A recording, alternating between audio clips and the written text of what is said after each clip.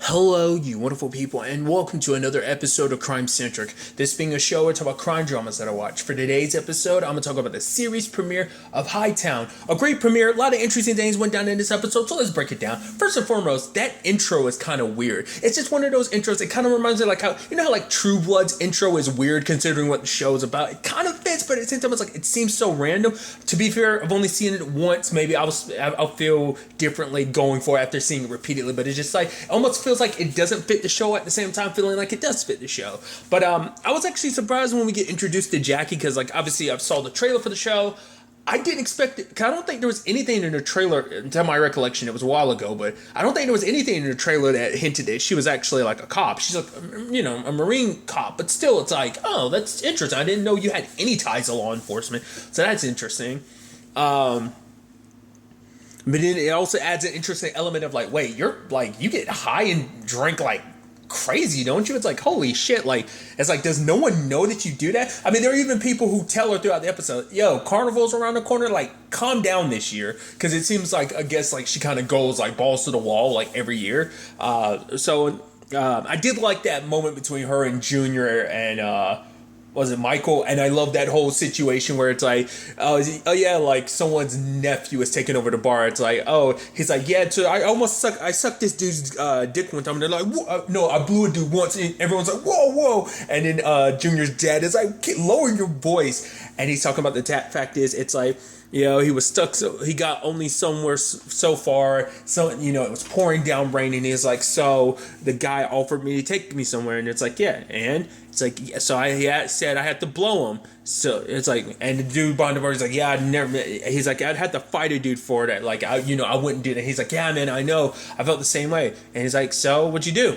I blew him, and it's like, what the fuck, dude? He's like, I'm kidding, dude. I'm kidding. I made the whole thing up. It wasn't raining. And then like his dad and Jackie started busting out laughing. I was like, that's a crazy story. But even then I'm like, is there truth to that? Whether or not it's that full blown, like, it feels like it's something he 100% made up, but then part of me wonders, is there actually some truth to that? Because later on we see that he's at like a AA meeting, he talks about his struggles with addiction, and the fact is he's 90 days clean, and talking about wanting to be there for his daughter and everything. So it's like, but part of me wonders, was there some truth to that? Maybe from his days when he was an addict and stuff like that, kind of doing whatever he needed to get by or get where he needed to go type of situation. That's where I'm going. Like I said, it could just been like a joke, but considering his circumstance, you kind of think maybe there was some truth sprinkled into that story, whatever the case may be. So obviously, I'm skipping over it. Like the whole damn actual beginning, I didn't expect things to go down like that. Like Sherry, getting out the car because she's meeting someone and double tap to the head. I'm like, yo. I was like, shit, I wasn't expecting that to be like that, because I thought it'd be more of it is still a mystery of who killed her, but I thought, like, I'm surprised they, like, went through, like, they showed us. I thought it was going to be a thing of, like, oh, we as the audience don't get to see who killed her, but it's like, I guess it's a thing of, like, who it is that actually pulled the trigger isn't important, like, what's kind of behind all of that, I guess, is what's the most important thing. The crazy thing is, like, her friend Krista was with her, and she was in the, like, because I was thinking, like, are you going to come out like nothing? I'm like, did you not hear the gunshots? Is that what this? But it's like, oh no, she saw everything go down, and, and it's so interesting because she literally disappears the entire episode. We don't see her to the very end, but we'll get to that soon enough. But, obviously, Jackie wants to, partying it up, having a good time, randomly hooking up with somebody, I guess that's kind of her way to kind of flex and just kind of like it's like, oh, people like someone with a badge, so I guess like that kind of works for her, because she's like, yeah, I'm law enforcement. It's just kind of, brags about it a little bit, so I guess that, kind of helps, so, but then she goes for a walk, and lo and behold, she finds Sherry's body.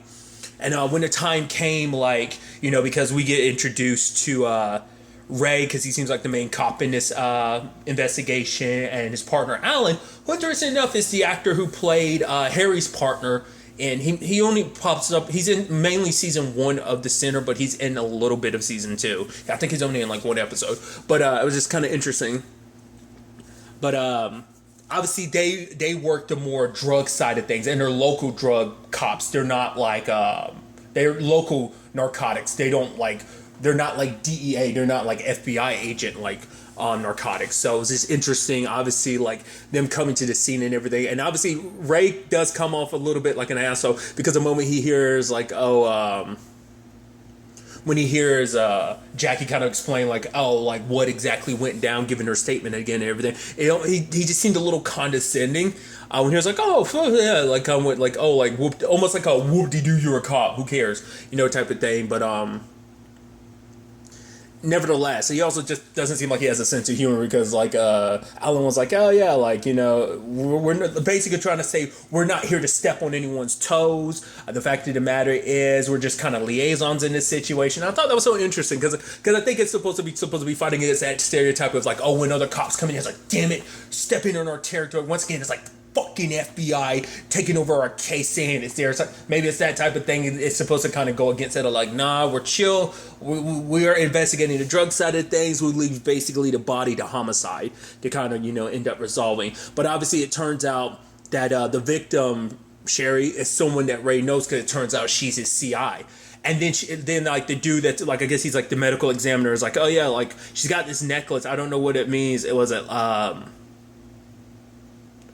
Lilas, and then like Alan is like, it's basically, you dumbass, it means love you like a sister. I'm like, I would have not have gotten that. I don't know how you just know that. I wouldn't have known that. I guess I'm not hip or cool because I was like, I would have just been like, oh, I thought that was somebody's name, or it's some like word in a different language or something, like maybe it's something in like Greek or something, like, I thought maybe it was something like that. I would have never gotten it. It was like an acronym. Regardless, so Ray goes to visit Frankie, which that actor, I think the most recent thing I saw him in, he might have popped in something else, but the actor who plays Frankie, I want to say, I think Deception, the ABC show Deception might have been the most recent thing I've seen him in. Maybe, I can't remember. But it was interesting because obviously for Ray, it's like, oh, I know, like, you're connected to how she died, because the fact of the matter is she's actually the one that told me about, like, oh, how you think I knew exactly where you were hiding, like, all your stuff. So it's like, and once again, showing you what kind of cop Ray is. Like, the fact is he is kind of an asshole to everyone because he knows what buttons to push, because he knew what exactly to say to piss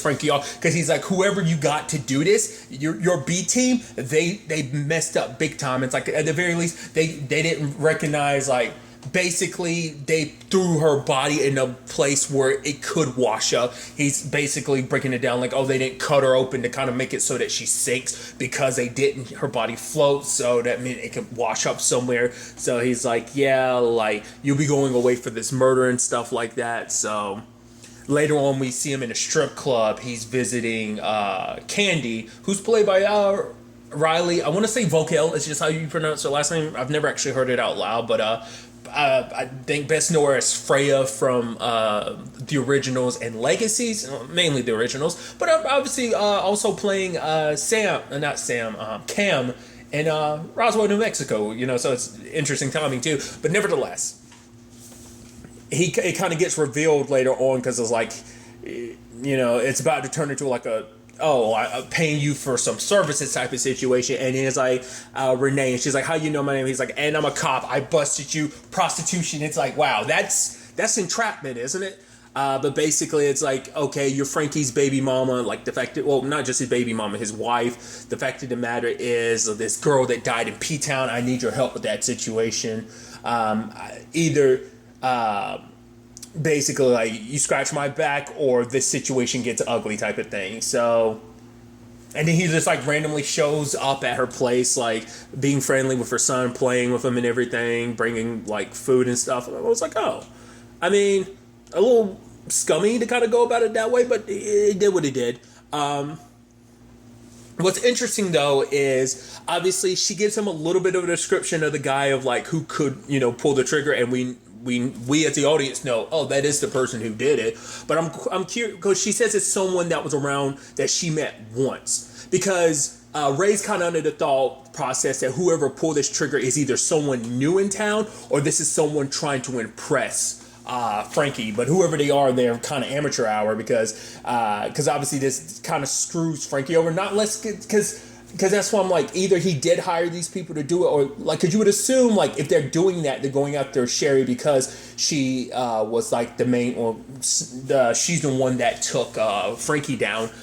But that's the thing too. It was like, because even Alan and his their boss are talking. It's like, yo, like, how did this like get leaked out? And obviously, Ray's like, oh, maybe there's a leak in the department. It's like, he didn't tell me, he didn't fucking say that. Alan's like, yeah, he just fucking said that. He's like, I said maybe. So, because like no one else knew that Sherry was his CI and everything. So.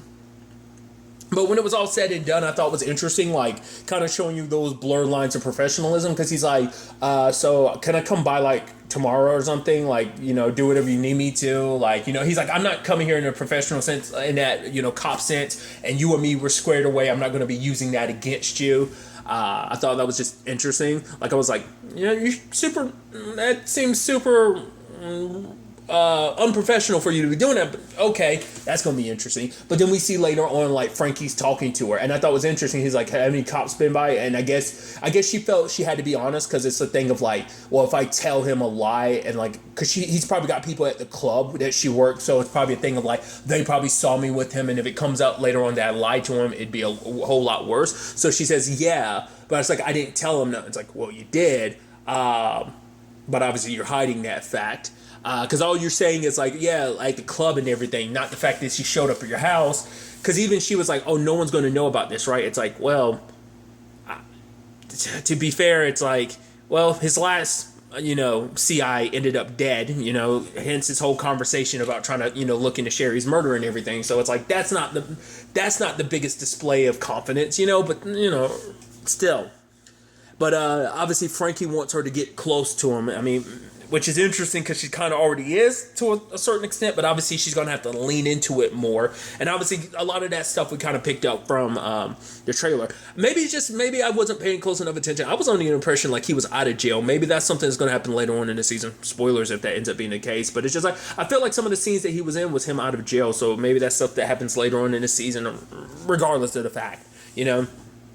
So there's that on the side of things. I think it's interesting because like a big chunk of the, like, only like, I'd say some of, like, I'd say what, maybe like 40% of the episode's actually about the investigation. The other 60 is just like Jackie dealing with her own shit, because obviously once again she's partying it up and everything, and she hooks up with some random, I'm like, and for one I'm like, holy shit, like Jackie's got game. She went from like one random hookup, found a dead body, then got to another random hookup. And what I thought was interesting too is like, she just casually brings up the fact is that she sees, because even like her chief was kind of like, or like one of the cops is like, who knows her, is like, you want someone to talk to? She's like, yeah, I'm from here. Like, I'm from like so-and-so. It's like, you think this is my first dead body? So she's acting like she's okay, but obviously she's having dreams about it, just being a little but at the same time she makes it seem like she's okay, like it didn't bother her that much. But then the fact is, it should be a key sign of her just casually bringing up, oh, like, oh yeah, I saw a dead body like the other morning. It's like, who just casually brings that up in a conversation, especially when you're, but I guess it's a thing of like, oh, here's something like crazy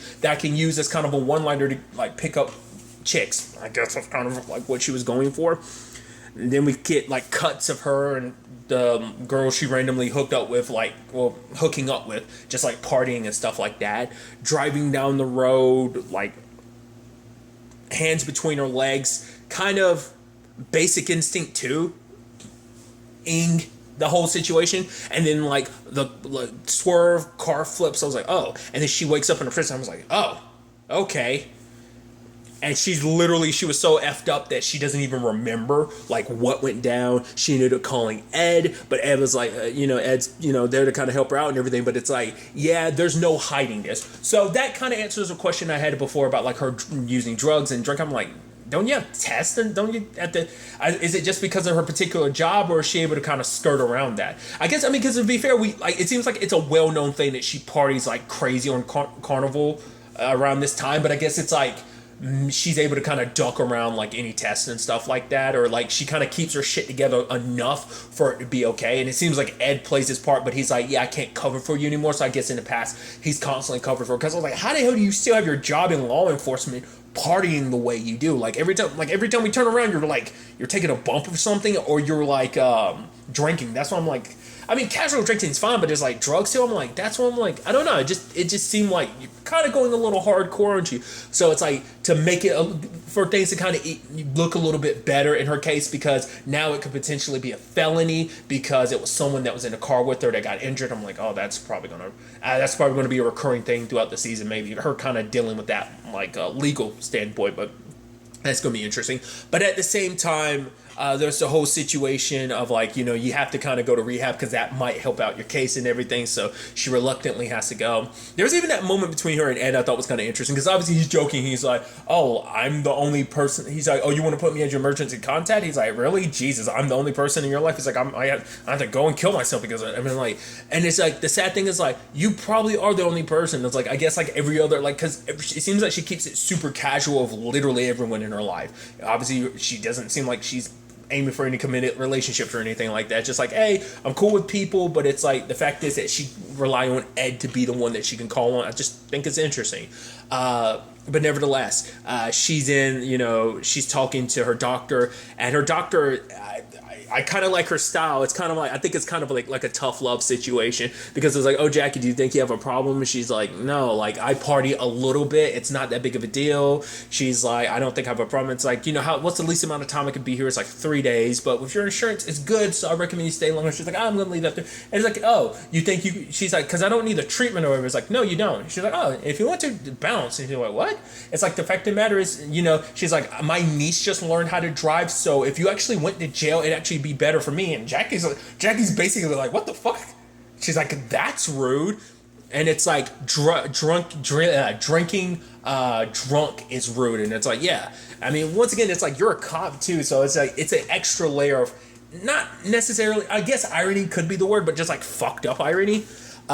But then she kind of casually brings up the fact is, oh yeah, I saw the dead body. It's like, oh, that was a very traumatic thing and stuff like that. She's like, no, like, and then she starts kind of breaking down, because at first she kind of gets a little agitated. She's like, no, like, everyone parties, like, this is like, you know, it's like the fact that basically she's saying like, this is the best place to be, like, to just like randomly hook up with people, like, it's P-Town. And the fact of the matter is, you know, she's like, I don't do any more than what anyone else would do. So, and then like, I was like, oh, they're kind of having a little bit of a breakthrough, because she starts crying, because she's like, I don't even know why I'm crying. But I guess it's kind of like that first step admitting like, okay, like maybe I do have a problem. And then her, you know, going to a AA meeting and everything. It's like, wait, I get to stay, and the lady's kind of like, yeah. So I think that's gonna be interesting. I think we are, from what I can remember from the trailer, I think we are gonna like cut back to like some of those talks with her doctor. But we do find out, like, we see it in the background in the picture, Krista, and it's like, okay, because remember at the beginning, her and Sherry were talking about her being a part of the program and getting treatment and stuff like that. So it turns out like that place is where Krista was at. So I guess that might play a role, and because we know based on the trailer that Jackie's going to start investigating, and the question then becomes like, I mean, obviously she's a cop, but obviously this is not under her jurisdiction. But I'm like, I'm curious what it is about this case that does make her decide like, I'm going to do something. Maybe it's because she's always kind of like partied it up, and it's like this is something she can do, like, you know. I don't know, maybe it hit a core with her of like her, you know, sobering up now, plus this thing happening in her life. Maybe it's just, I don't know, because like I think it's interesting because like we only seen this side of Jackie. We don't know what kind of really started it, you know, what kind of internal issues she might have been struggling with before she kind of spiraling, before she went kind of full blown like, oh, I'm just partying and stuff like that. But it's like maybe it started somewhere else, maybe it didn't, who knows. I'm curious to kind of find out more about Jackie. We learned a little bit, we didn't learn a lot, so I'm curious to kind of learn more about her over the course of the season. We hear Krista's calling somebody. I wonder, is it like a family member? She's like, no, I'm not high or anything. Like, I'm good. I'm clean. Fact is, I need you to pick me up. I saw a murder, so there's that. And then at the end, we see like Junior cleaning up the boat, and he finds a fingernail. And at first I was like, okay, how he reacts is going to be a really interesting thing. And he just looks at the fingernail and he kind of tosses it, and he sees his dad, and he's just kind of like continues working. Because my thought was like, if he was going to be like, what the hell is this? And then I'm thinking like, okay, so I was like, then it would mean that his dad was a part of it. But the fact is, he just threw the nail away means he was a part of this. So part of me wonders, because Sherry was supposed to be meeting someone, so was Home Dude the dude that she was supposed to be meeting, or was like, well, because it seems like, because he was like, oh, you're Sherry, right? And she's like, yeah, so this had to be like a first time meeting, but like maybe Michael gave her the hookup, because we know that he's in AA, and obviously, well, we know Krista was in, AA, so it's like, it doesn't necessarily mean that's how, like, but it's like, why, maybe like, maybe it's supposed to represent Junior isn't as clean as he claims to be, or he is clean, but he's just, rather than being, an addict, maybe he's gotten into this as kind of like a worker. So like maybe he's selling drugs or something like that, or he works for somebody, maybe he actually works for Frankie and he kind of helped. Maybe he's the one that, like, Frankie went to him to kind of fix this, but maybe Junior's a bit of a screw up and he got the wrong people, he kind of didn't handle the situation like he was supposed to. That's kind of my immediate thought process. Like I said, it's just an introduction. I still feel like we haven't really dived too deep yet, but I think it's a very nice starting off point, and I'm curious to, ultimately see like where all of this ends up taking us going forward over the course of the season, but in particular, where it's all going to take us going forward into the next episode. But really, that's all I want to talk about. Till the next time we meet, be happy, be safe, live life to the fullest, and enjoy it. Good day, and goodbye.